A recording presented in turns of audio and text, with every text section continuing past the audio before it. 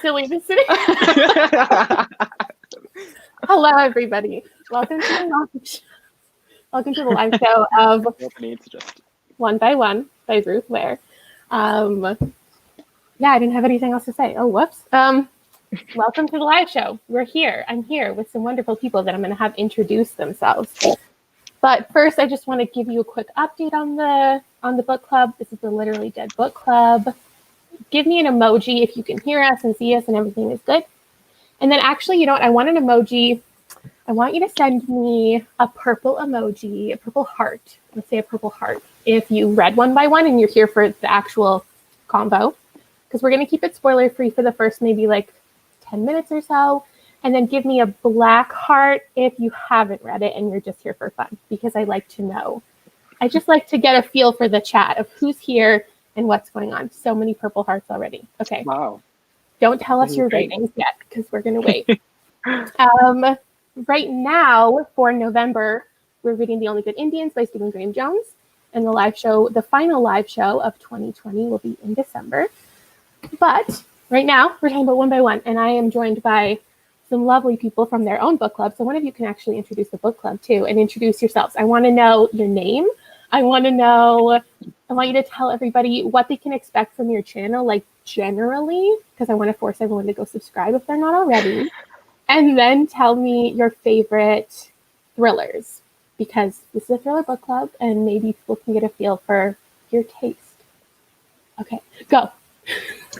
Hey everyone, my name is Elias. I am the #1 co-host in the Late Night Book Club, where we read late into the night. On my channel, you can basically expect collective wrap-ups, reading vlogs, and the occasional recommendations. Some of my thrillers actually are collectively from Karen Slaughter, Peter Swanson, and Riley Sager. So that's me. We're the same. Wait, it's Sager? I thought it was Sager this whole time, and I never. You know, it often could be. I think it's whatever you want it to be. Okay, good.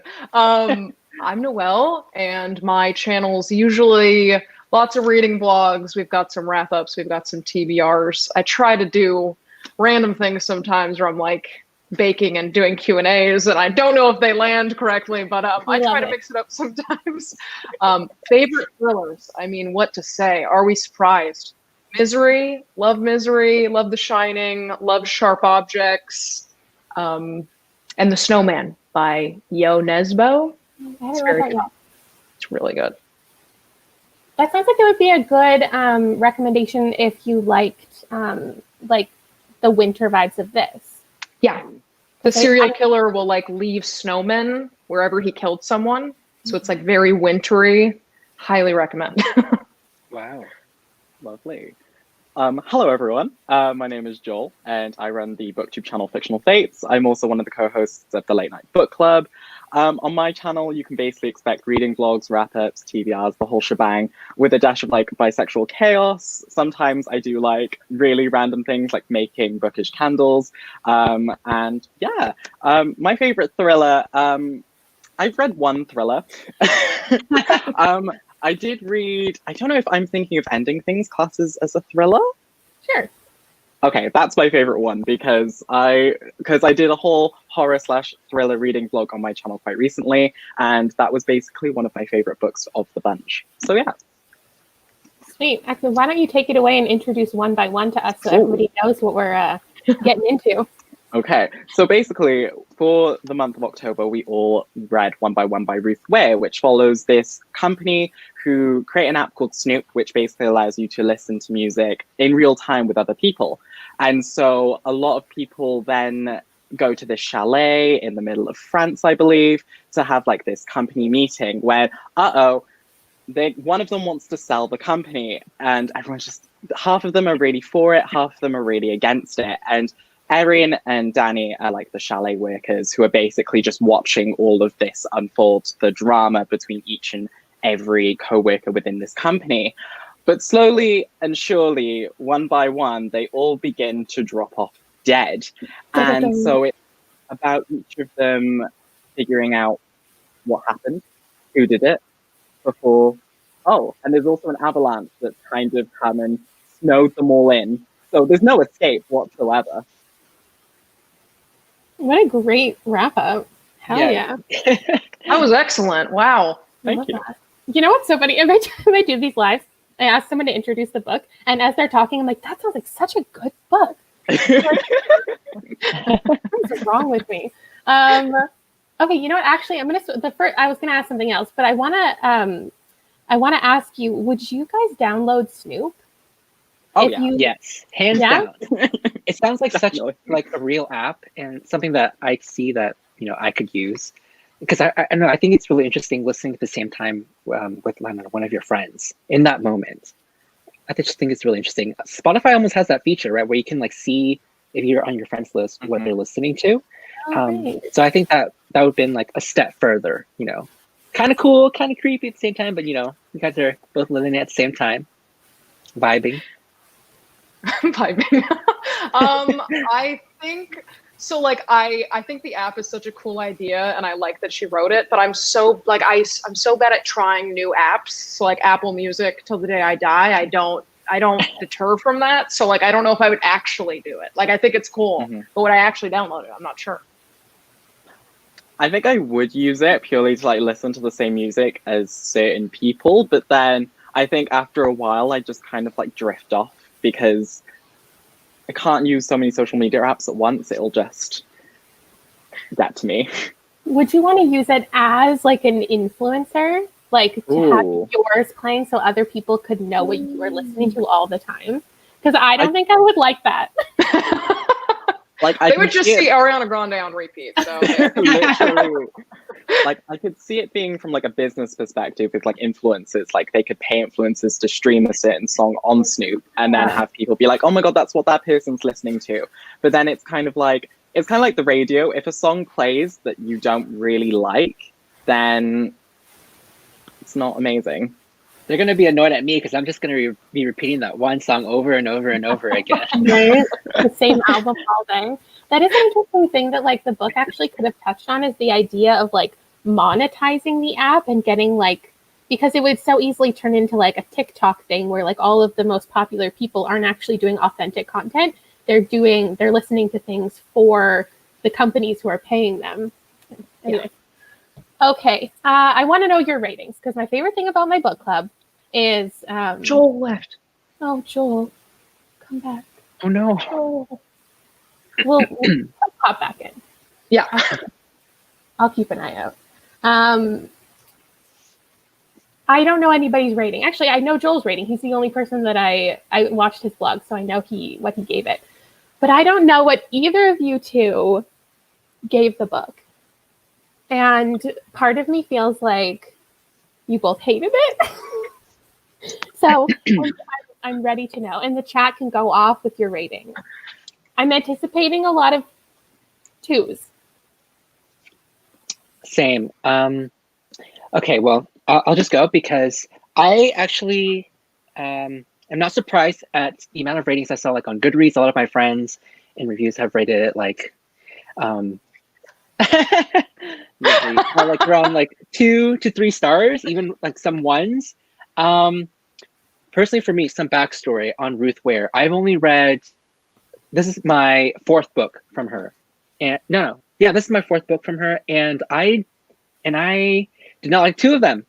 So this one I gave 4 out of 5. I really enjoyed this one. I really liked the setting. I thought, I had a lot of fun reading this.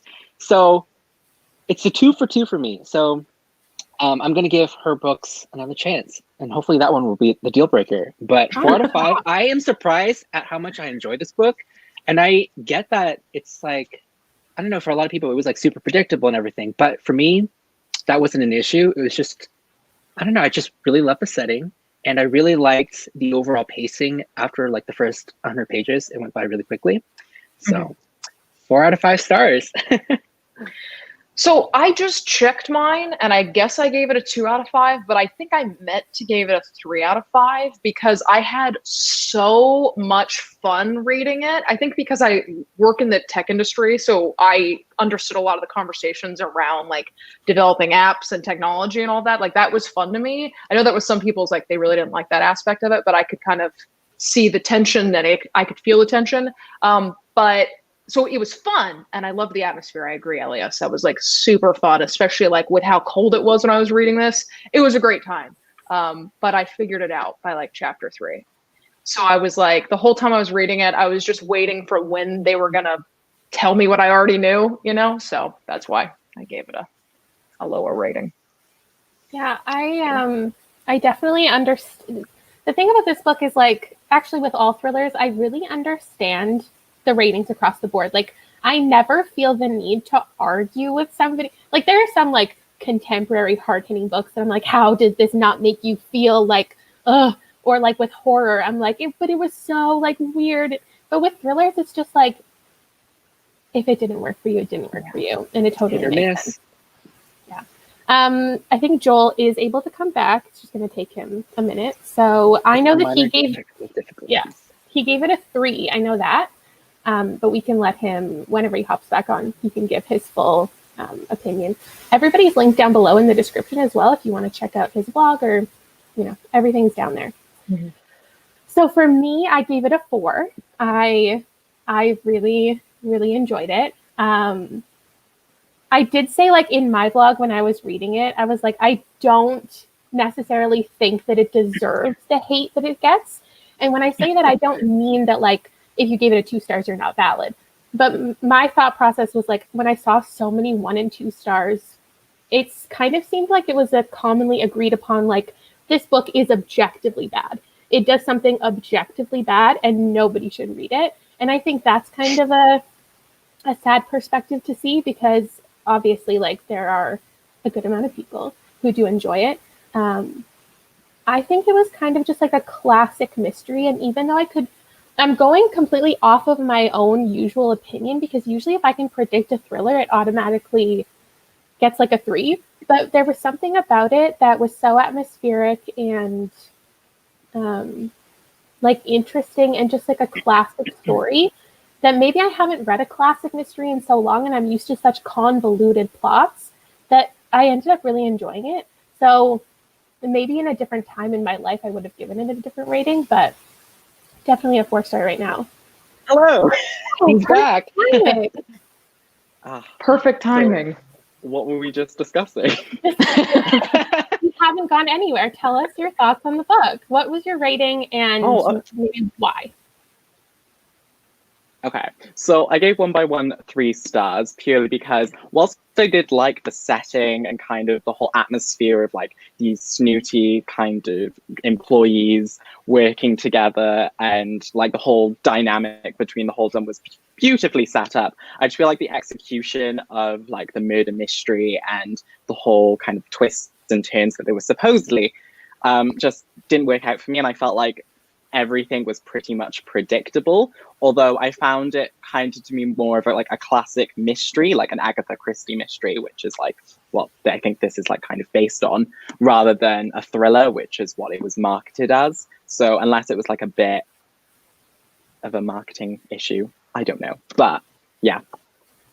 Absolutely. I do think going forward, like all of us, not just us, but like all of us as a bookish community, we need to think more about the word thriller, because I think a lot of times I especially use the word thriller to describe so many mysteries, and people go into it with the wrong expectations. And I'm like, I set you up for the wrong thing. This is a mystery. There are some thrilling moments, but it's a mystery. Yeah, in a more traditional sense, yeah. Okay, so I'm actually a little surprised by the comments, because there's a lot of 4s. A lot more 4s and 5 stars than I was expecting. There is a lot of, this is really a kind of polarizing book. I see 1, 2, 3, 4, and 5 stars. So that's kind of cool. Wow. I think the majority of Goodreads seems to agree that it's like a 2. So yeah. I was kind of expecting that. Okay, what was my... Okay, I want to know something that you loved and something that you hated about the book, because even if comments go off, there's something you really hated, I want to hear about it. I'll pop up your comments on the screen as everybody's talking. But I also think that there's something to love about every book. So if you want to give some thoughts on one thing you loved, one thing you hated. Well, I did mention this before, but I think the biggest thing for me was probably the atmosphere. You know, I love a good little romp, a little good murder in the snow. And I really liked the sort of like the tech outlook, just because I don't work in it, but I do have a lot of friends who do, and them discussing it was just sort of relatable with the discussions that I had with them. And it was just like mostly the little things that I loved. So I'm the opposite. I actually love the last act. Me too. I predicted who the killer was by like really early on in the book, and I was just wondering how would it get to the point where the main character would deal with this like sort of issue, and how they would save the day, you know? So Actually, let me pause for 1 second. I think we're gonna get into spoilers. Like we're pretty much there. yeah, I wasn't sure because I was being vague. I was like, oh wait, I want to fully go into it. So if you guys haven't read the book, I know that it just came out in the UK like this week. So I know a lot of you haven't had a chance to read it yet. I hope it hasn't been spoiled for you so far, but feel free to hop out. You can come back to this live show. It will be up on my channel forever and ever. And you can come back and chat in the comments in future. Sorry. So, okay, so Liz being the killer, right? It was just really obvious. Like, he was like, spoilers. but what made it up for it was, I think, the chase scene, because I love a good chase scene. And that chase scene with the ski poles at the very end, it was great. The only thing I didn't like was, I mean, in my initial reaction was, why did I figure out that Liz was the killer so early? I didn't think that we needed two POVs. I thought that if there had been one POV instead, that would more distinctively, not so obvious as Aaron being like the hero, the protagonist, I would probably, I don't know, that was just my initial reaction. But overall, at the end, it was a great chase scene and I loved it. That smash it into the rock, ooh, brutal, but it was great. So, bada bing, bada boo. Okay, sorry. If you guys hear Parker, I'm so sorry. He is dreaming and he is snoring like a tractor. Love Parker. So favorite part, I mean, Elias, I got to agree, that chase scene. I think also because I was pairing it with that audiobook to me was really good. I liked the two voices that were playing out the two characters. So I really enjoyed that. And having the audiobook get me through that chase scene was really fun. I also really liked the relationship between Danny and Aaron. I just thought it was sweet. Like, I just thought it was like, they're friends and they have each other's back and you're not really questioning Danny because he's a good guy. And so I liked that. What I didn't like was, oh no, for someone who gave it a 3 out of 5, you'd think I'd have an answer for this. I mean, figuring it out so fast did take away from it. And I agree, Elias, like either one POV or multiple POVs, like more than just two, would have made it more mixed up for me. But yeah, I don't know. No. It was an interesting plot point, but the whole sexual assault stuff was really hard. And then, like, to me, it was also obvious where that was going. So then at the end, when they're like, oh, this is another second twist, I was like, Ruthie, I knew that from a mile away. So, yeah. For me, I think I love Danny as a character. Like, he was amazing. He just always kind of knew what to do, or just knew how to react to certain situations. And I loved like his drive throughout the novel. I think that I also really liked the dynamic that was set up between each of the characters of Snoop, and like how they all have their own like distinctive character relationships. But I feel like it did need to be fleshed out a bit more, because I felt like when they were dying, it just didn't really hit as hard, because like I didn't really feel for any of them, and it was just like, oh, okay, they're dead. Oh no. And like Elias and Noel said this way, I feel like that since I figured out who the murderer was very early, like Liz, I was just like, oh, okay, like the POVs, like why am I now continuing on with Liz's side, and like why did we need it? But I think that, what was the thing I was going to say? I was more so expecting like a final twist, like right at the end, or like near the end, where it was going to like reveal something. I had this whole theory that Aaron was also like in allegiance with Liz, and like the both of them had like tag teamed to like kill everyone. But alas, my imagination was too big for the book.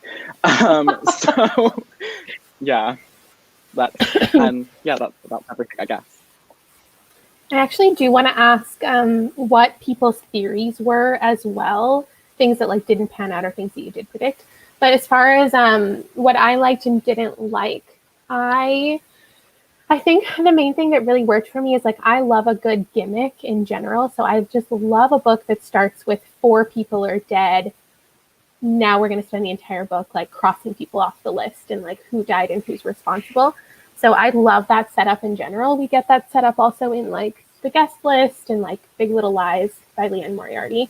I love that general gimmick. I didn't like, this part is so unimportant, but like there's this part, I hate like a cryptic message. This is something that I've learned about myself in thrillers, mysteries, is when like a character says something that's really cryptic and we spend chapters trying to figure out like what they were really trying to say on their deathbed. I hate that.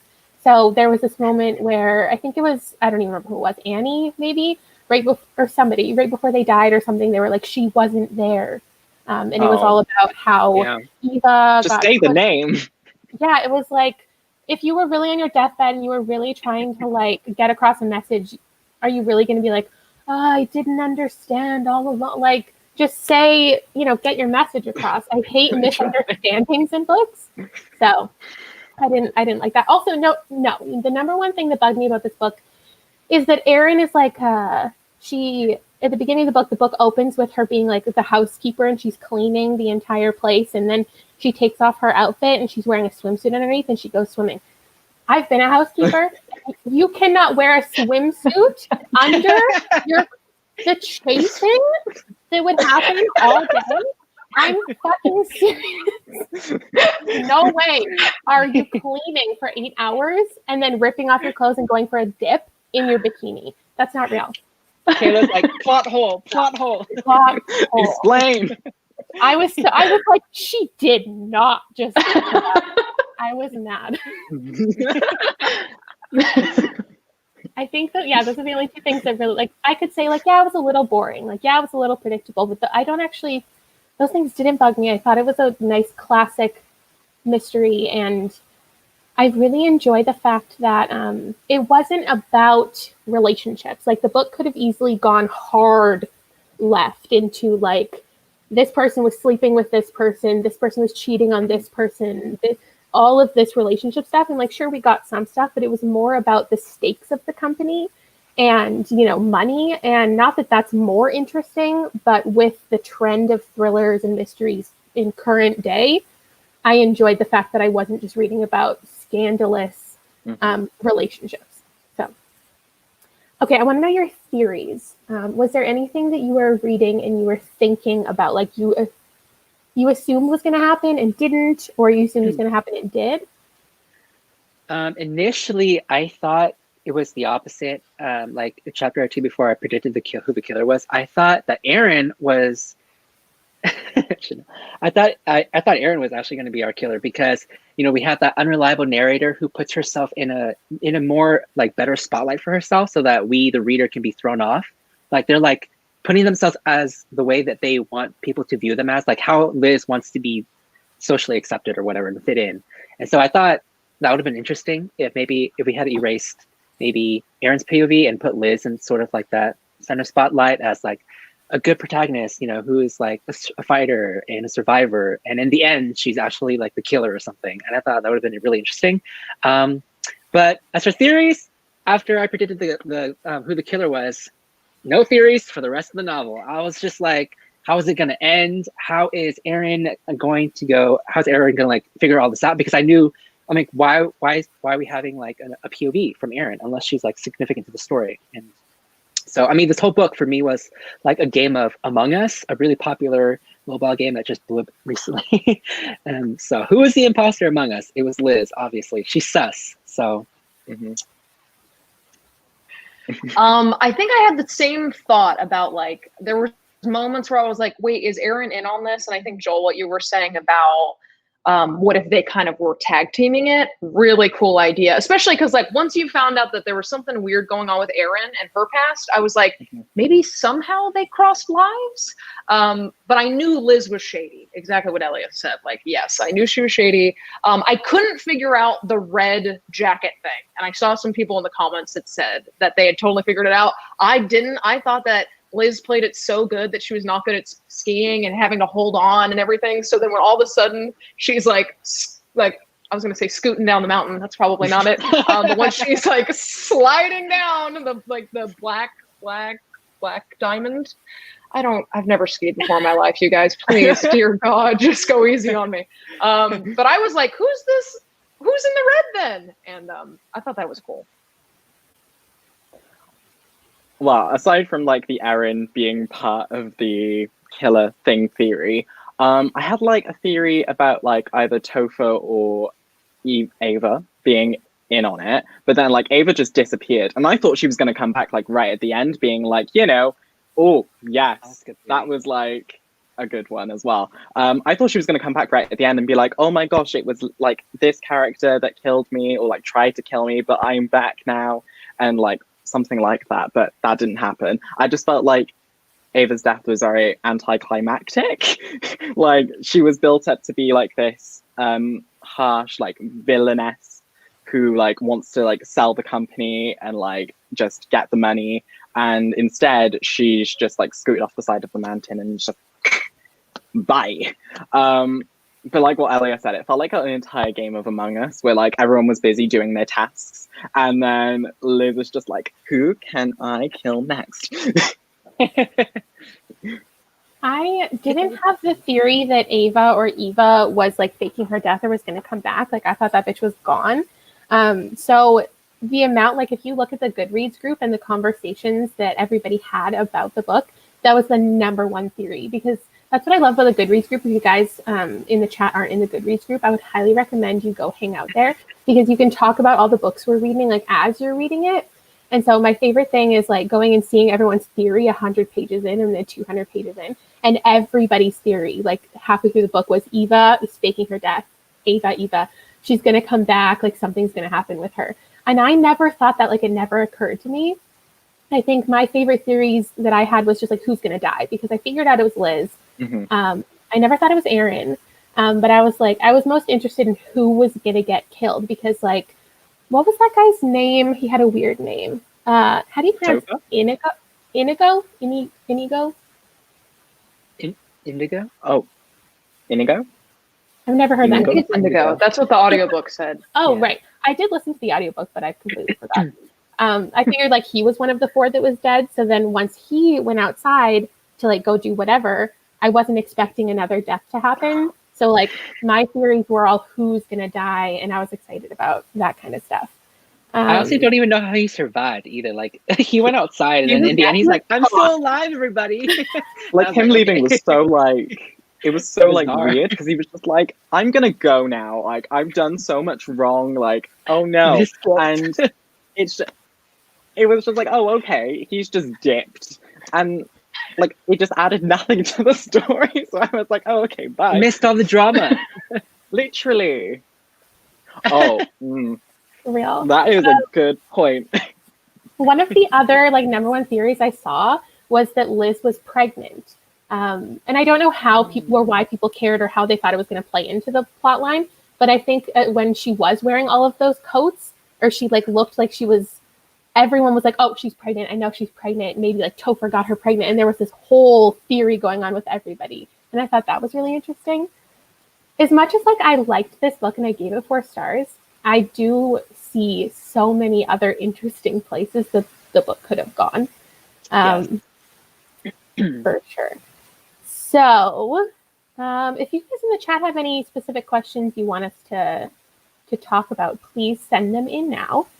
I want to ask you guys if you would read more Ruth Ware, and if you have read some other Ruth Wares, how does this one rank for you? Ooh, that's a great question. So I've only read this One by One is 4th book written by her now. I've read In a Dark, Dark Wood. I've read The Death of Mrs. Westaway and Turn of the Key and One by One. I did not I thought In a Dark Wood was very mediocre, and I did not like Turn of the Key. I thought it was like absolutely the worst. Kayla, I know she loves that movie. So offended. Really upset to me. If I had to rank this, it would probably be The Death of Miss Westway, because I love how she wrote gothic sort of like suspense thrillery in there, and I really hope that Ruth like dives back into sort of that subgenre again, because I would really like that. One by One, In a Dark Wood, and like Down, Turn of the Key. Absolutely terrible. So I've read all of Ruth Ware's books, and I can't stand her most of the time because she always tries to do this like switch at the very end, and it just like it never really hits for me. Especially the Lion Game. Oh God, the amount of time I put into that book just to feel the way I did at the end of just genuine disappointment was just the worst. no. But I loved The Death of Mrs. Westaway. I loved it. I thought it was so fun. Elias, where the staircase, you know what I'm saying? If you guys have read it, The Falling, okay. But it's really, I really liked that one. Again, it's really gothic. I liked The Turn of the Key. I thought I gave it a 3 out of 5, or maybe a 4 out of 5.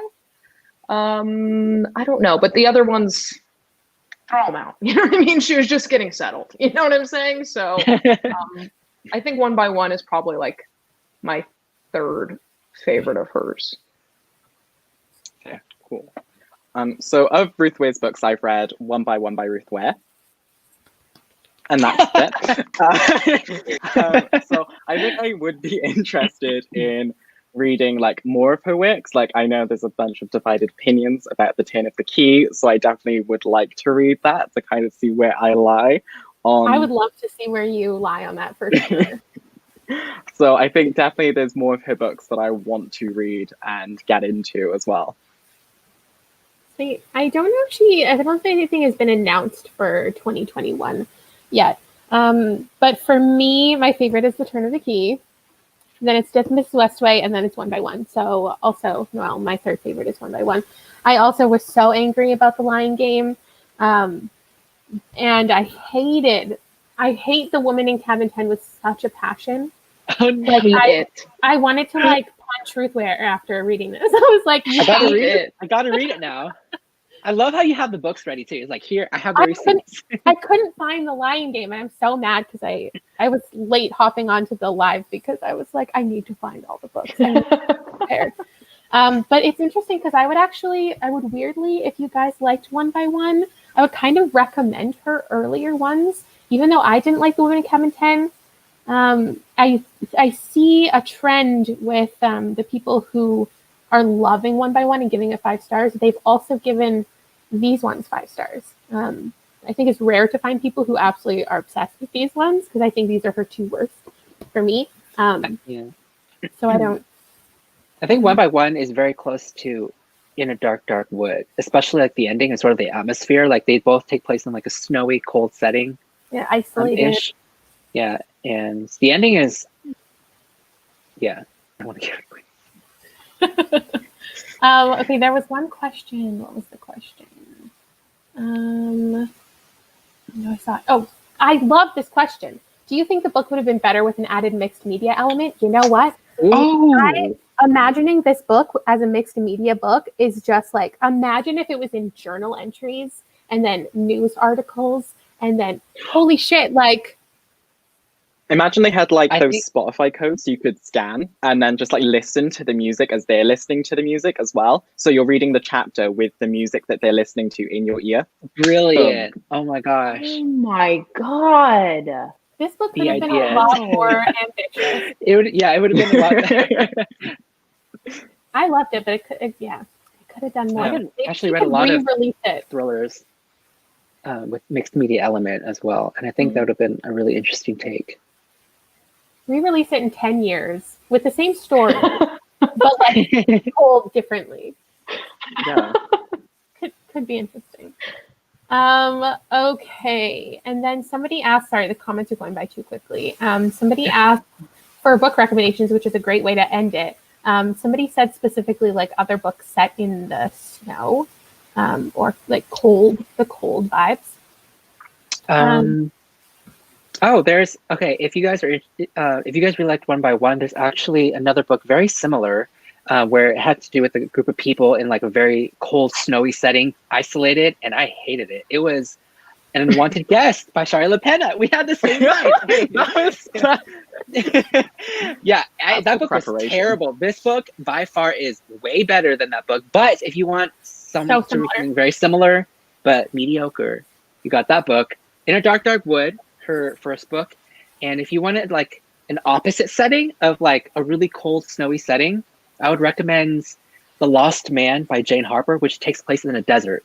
And it's scorching and it's hot, and it takes place with like a family and like a dead relative, like in the middle of nowhere. They don't know why he's like just out there. So I thought it was fantastic. I hated that book. Listen. Sometimes Elliot and I are on the exact same page, and sometimes I'm like, Elliot, opposite ends of the spectrum. We're like, what? Are you sure we read the right book? Yeah. So. No. Disagree. No. Dead ass disagree. Yikes. Oh, someone said no exit down below. That's also. Ooh, Oh, I've been recommended that one. I'm not even sure. Kayla, what else do you have? You're just saying the two that I thought of. That's all I had. I said this at the beginning, but The Snowman by Yo Nesbo is just incredible. It's so good. I didn't see the movie. I hear it's bad, but the book is so good. My grandma loved it, and then my mom read it and she loved it, and then I read it and I loved it. Like, there's this serial killer that kills women and then leaves a snowman in their place of like where they were murdered, and it's just really, really fun and fast paced. And then another snowy one. I mean, let's say a classic, The Shining. Like, that's cold. It all takes place in the snow, winter. Come on, yes. Wow, you have a hardcover edition too. The vibing is real. At the thrift store. I've never seen it before, and I was like, "What are you?" It's cool. It's a good coffee. I do think The Shining is a pretty good. It's so different, obviously, because it's like Stephen King writes more like, there's some weird elements in there. But I do think that would be an interesting place to hear somebody go from this type of book for people to read The Shining and then see if they love it. Yeah. Well, as someone who hasn't read much thrillers, the only other one I've read actually also takes place in the snow, which is I'm Thinking of Ending Things by Ian Reid, I want to say. It will mess with your mind. It will play with it and throw it in the garbage. Wow. So, yeah, what rating did you give that, Joel? I can't remember. I think I gave it a 4. I want to say a 4-star. Same. So yeah, I really liked it. But yeah, it will mess with your mind. The ending is insane. I'm still not over it. But yeah, just do what we do. I want to know what other thrillers you're planning on reading next. Like, I'm so fascinated by your mystery journey, and I want to know what's on your radar. Well, I'm probably gonna pick up like No Exit and Turn of the Key next, purely because those have been like the most highly requested books that not only I read, but also they've been recommended to me to read. I think I've also been recommended The Hunting Party. By Lucy Foley, I believe. And not much else really, but I would take any and all recommendations. I think there's definitely some interesting ones in the comments that I'm excited to go back and look into later. The only other one that I was thinking is like what clearly inspired this book, and that's and then there were none by Agatha Christie. Mm-hmm. There are so many. If you've read like a good amount of Agatha Christie, I think you can see so many of her influences in One by One. Like the idea of like the killer wearing the victim's clothes, and like the man and the woman who are hosting an event. So I would recommend, like, if you guys have read One by One and you're in this book club, I would recommend going back and definitely reading some like classic mysteries. And Agatha Christie's obviously a classic for a reason. So that's the only one that I think I also like. The guest list is a similar kind of idea, that there's a lot of people and you don't know who died and who is responsible. So I think that was it. Was that it? Did I have anything else I wanted to say? I think we're good. I love ending with recommendations because then when I go back to the live chat after the fact, they're all like the last thing that I see, and I can pull all of the recommendations from there. So if you guys want to add any more to the chat, they're always appreciated. Okay, I think that's it. 40 minutes. That's hitting my goal. Feeling good about it. Thank you guys for joining me. And what are you guys reading next for your book club, so people can go over and also join your book club? Do you know? Black Sun for this month. Black Sun. Oh my God, I think Alex is on together. I literally just bought that yesterday. What? Yep. Holy shit! Wow. The I thought you were vibe. going to have it right next to you again and just hold it. Wouldn't be surprised. Oh my Yeah, we're reading God! this right now for the month of November, and the next month for December is The Secret Life of Addie LaRue.